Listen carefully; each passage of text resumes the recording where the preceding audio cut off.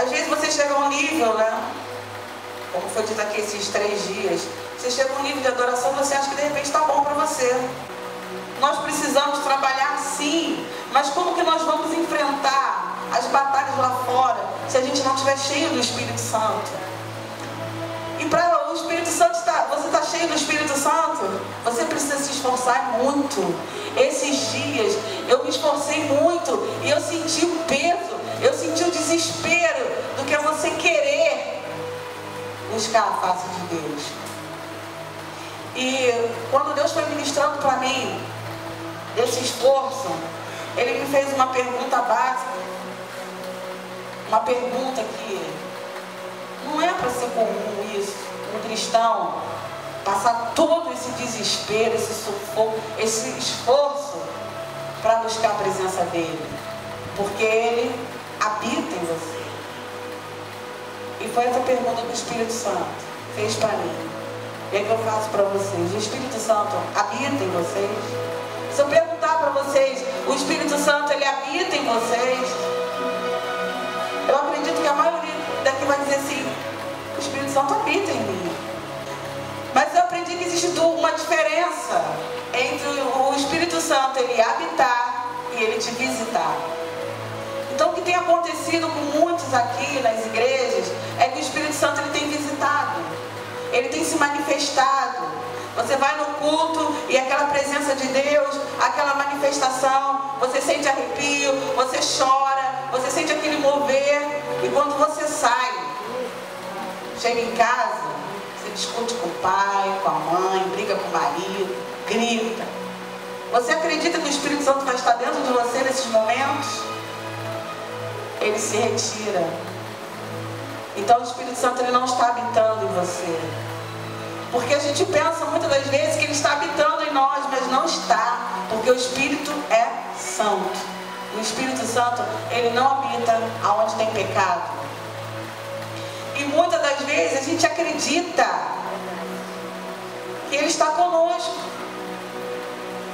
Mas você tem que fazer uma análise. Se o Espírito Santo ele habita em você, ele está dentro de você, habitando, fazendo morada, ele vai direcionar os seus passos, como a gente ouviu aqui. O Espírito Santo vai cuidar do seu coração, ele vai te direcionar, ele vai te encaminhar. Você não vai ter medo, você não vai ter desespero, você não vai ter ansiedade. Foi falado aqui sobre ansiedade. Foi falado aqui ser luz do mundo. Não existe trevas, existe ausência de luz. Quando a luz chega, acabou as trevas. E por que o mundo está em trevas? Porque nós não estamos sendo luz. O Espírito Santo ele está visitando. E por que ele não pode te habitar? Por quê? 1 Coríntios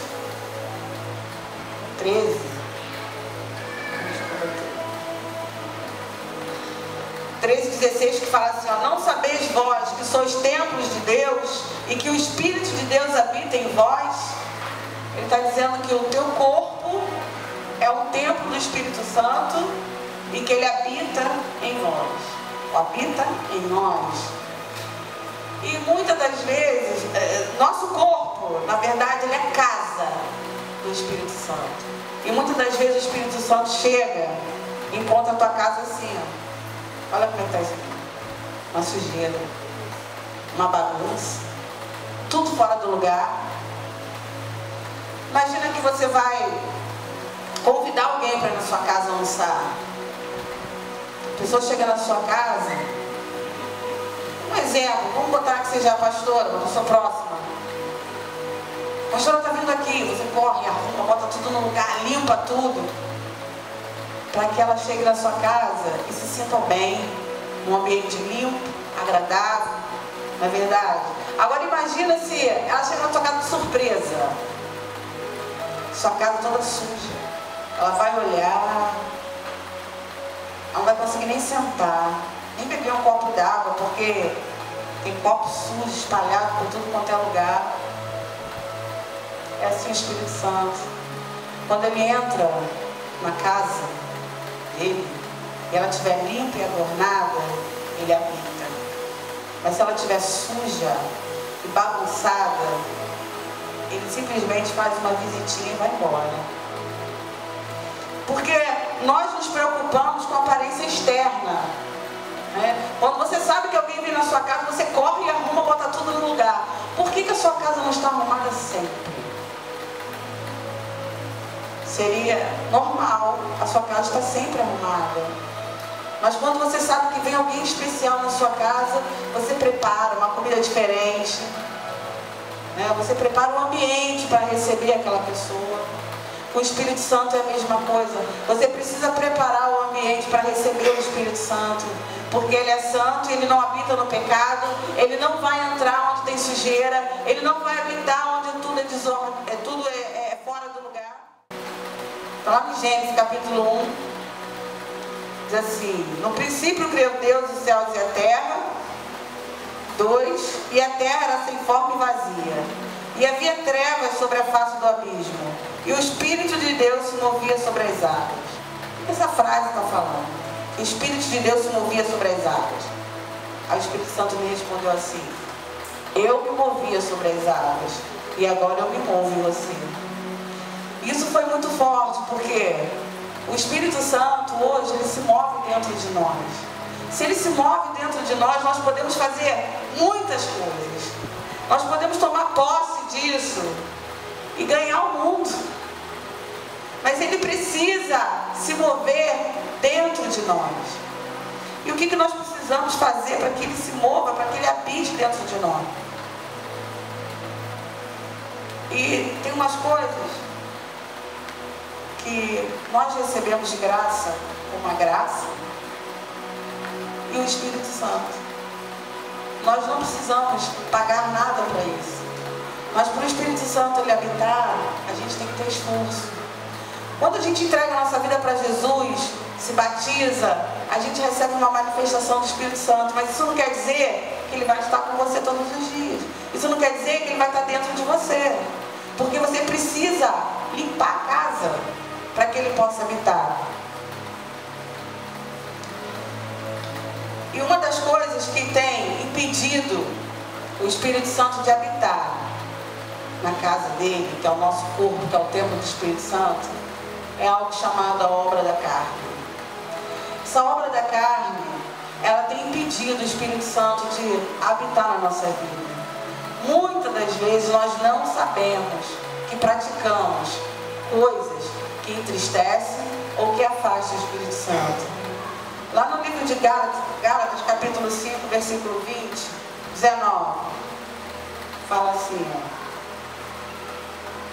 porque as obras da carne são manifestas, as quais são adultério, prostituição, impureza, lascívia. Aí você fala: eu não me prostituo,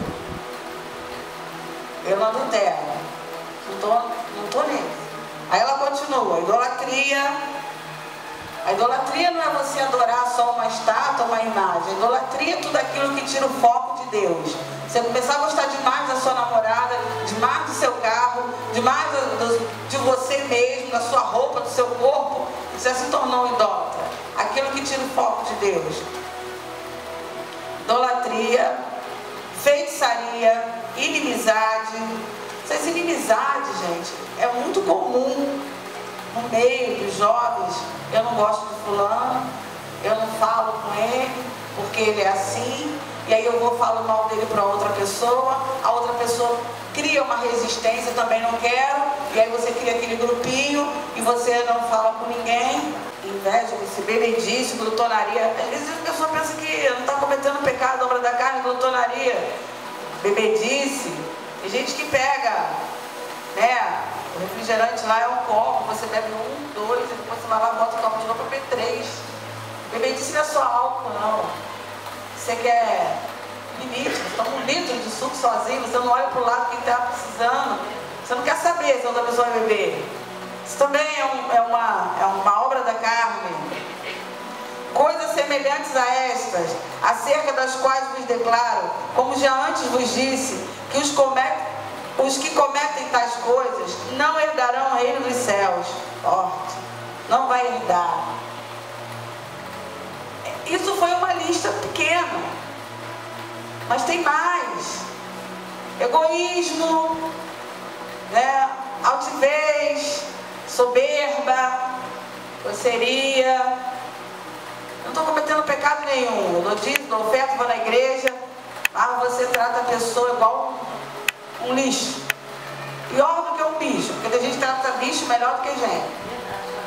Você é grosso, sabe? Aquela pessoa que é ignorante, quando abre a boca, só sai grosseria. Como pode?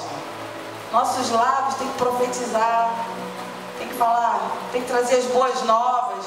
Mas a sua boca, às vezes a pessoa não quer nem conversar com você, porque você só fala coisa ruim para ela. Você só é grossa. Vai te perguntar uma coisa e dá um fora.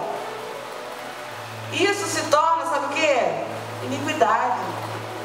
Quando Jesus fala, apartai-vos de mim, vós que praticais a iniquidade, são essas coisas que você nem percebe que você é uma pessoa ignorante, que você é uma pessoa grossa, você está praticando a iniquidade, porque você não pode ser um discípulo de Jesus dessa forma, porque Jesus, ele é manso, ele é humilde. A mansidão é uma característica de Jesus. Você é um discípulo dele, você é ignorante, você é grosso. Obra da carne. Por que às vezes você é ignorante? Porque você não tem paciência de ouvir o outro. Você quer saber de você. Ah, eu não estou a fim de responder. Eu não quero falar agora. Né? O eu foi dito aqui de manhã hoje. Se você não matar esse teu eu, você também não vai herdar o reino. Porque essa obra da carne, quanto mais você alimenta ela, menos o Espírito Santo vai habitar em você. Não tem como o Espírito Santo habitar num lugar desse, porque ele é santo. E o Espírito Santo, ele tem os frutos. Fruto do Espírito. Gálatas 5, versículo 22. Diz assim, ó. Mas o fruto do Espírito é amor, gozo, paz, longanimidade, benignidade, bondade, fé, mansidão, temperança. Eu quero saber se o Espírito Santo está em mim. Eu vou começar a me analisar. Eu tenho espírito de mansidão?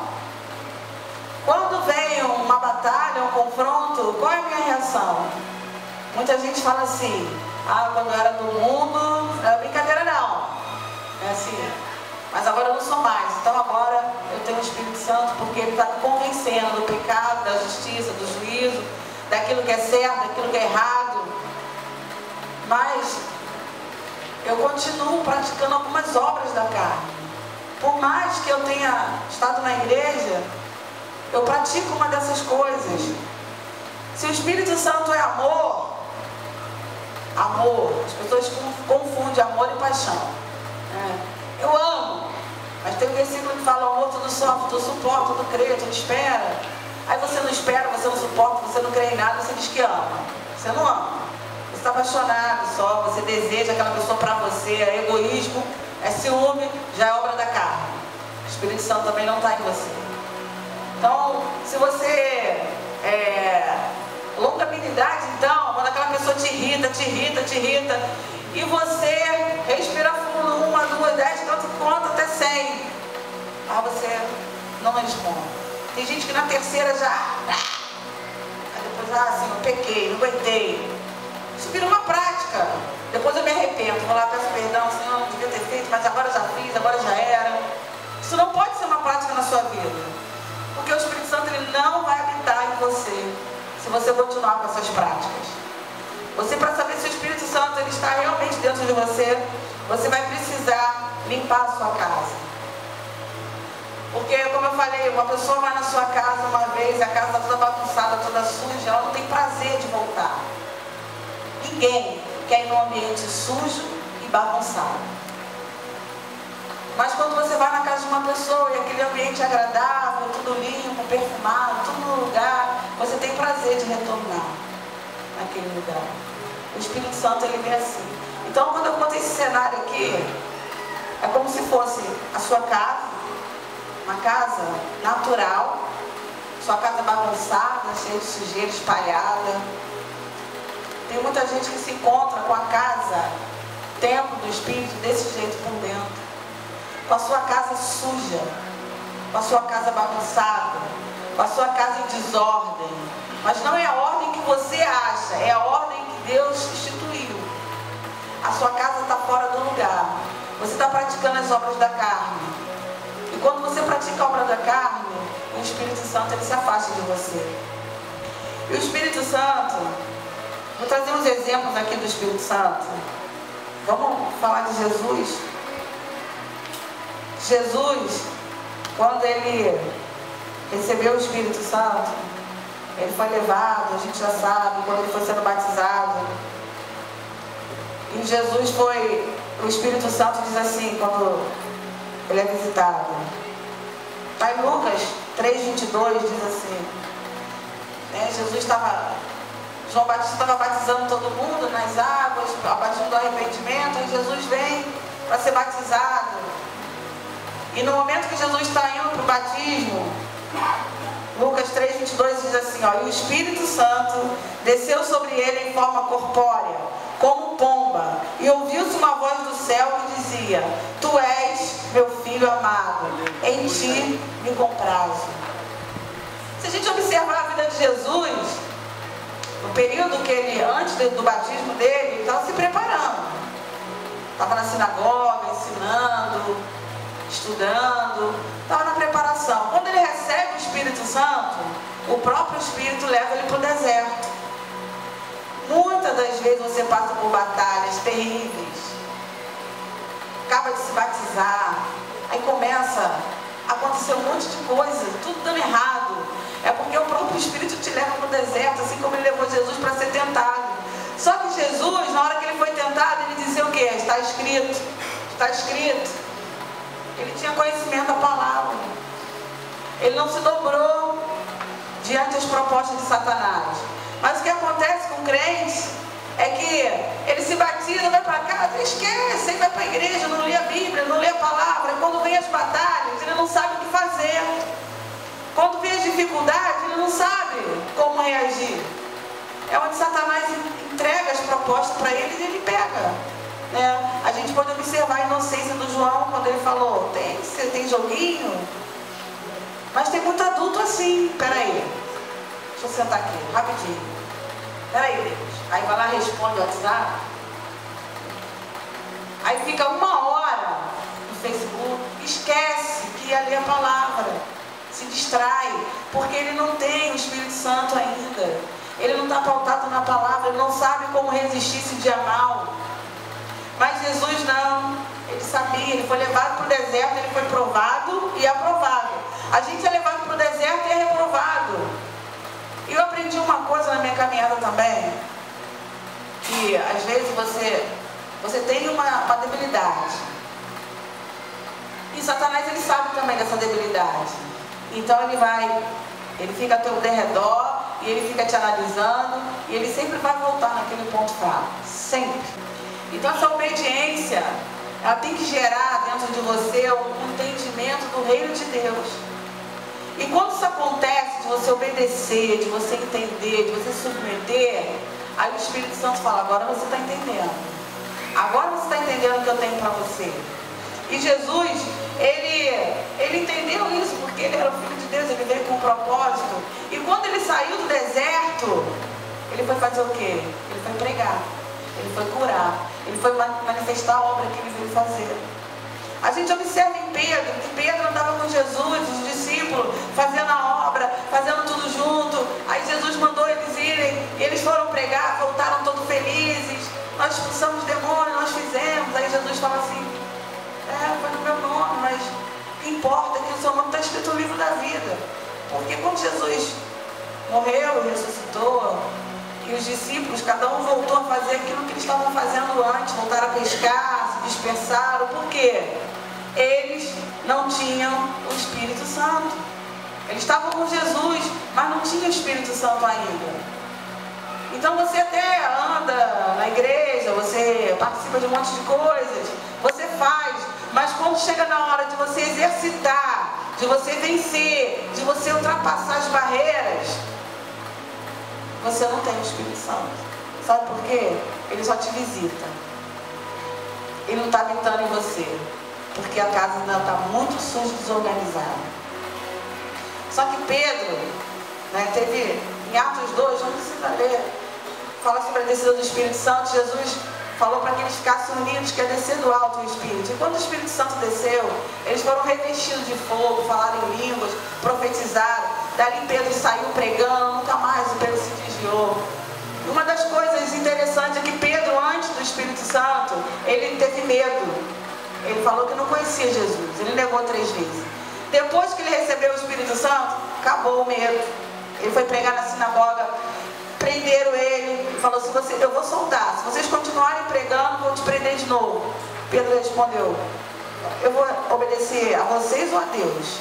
Ele não temia mais o homem, nem prisão, ele não temia mais ser morto, ele não se importava mais se ele ia ser preso. O que importava era ele cumprir o propósito, porque agora o Espírito Santo habitava nele. E quando o Espírito Santo habita em você, acaba o medo, acaba o desespero, a ansiedade, se eu vou casar, se eu vou ter emprego, se eu vou passar em algum concurso, acaba. Porque o Espírito Santo, ele te leva a você ter um entendimento maior da glória de Deus. Ele te leva a você reconhecer aquilo que te espera, o propósito eterno. Quando você está ligado com Ele, Ele fala, ele vem e te leva direto ao trono, porque Ele te explica, Ele te ensina que aqui na terra você é só um peregrino. Isaías 61 também foi lido aqui, que diz assim, o Espírito de Deus está sobre mim, porque Ele me ungiu. O Espírito Santo está sobre mim porque Ele me ungiu. Por que o Espírito Santo vai estar sobre você? Por que Ele vai te ungir? Você tem que se perguntar isso. Eu quero o Espírito Santo. Eu quero que você esteja sobre mim. Eu quero ser ungido. Para quê? E ele diz assim, ó, para pregar boas novas aos mansos, enviou-me a restaurar os contritos de coração, a proclamar liberdade aos cativos e a abertura de prisões aos presos. Essas boas novas qual é, gente? O Evangelho. Nós fomos ungidos e temos que ser cheios do Espírito Santo para pregar o Evangelho, para anunciar o Evangelho de Cristo. Aí fora vai ser um ano de trabalho, porque cada vez mais a iniquidade se aumenta. A iniquidade está aumentando, o amor de muitos está se esfriando, e vai chegar um tempo que as pessoas vão procurar o Espírito Santo e elas não vão mais encontrar. Então busca o Senhor enquanto você pode achar, porque vai chegar um tempo que você não vai poder mais encontrar o Espírito Santo, porque ele vai se retirar da terra. E aí fora as coisas estão difíceis. Se você partir para a batalha vazio do Espírito Santo, você vai sucumbir. Se você sair aqui desse retiro, chegar em casa, no teu dia a dia, e não praticar tudo que você aprendeu aqui, você vai sucumbir. Porque as batalhas vão vir. Gálatas 5:24 diz assim, e os que são de Cristo crucificaram a carne com as suas paixões e concupiscências. Se vivermos em espírito, andemos também em espírito. Se você viver em espírito, se você andar em espírito, você vai viver em espírito. Mas se você andar na carne, você vai praticar as obras da carne. Você vai alimentar as suas carnes e o Espírito Santo não vai habitar em você.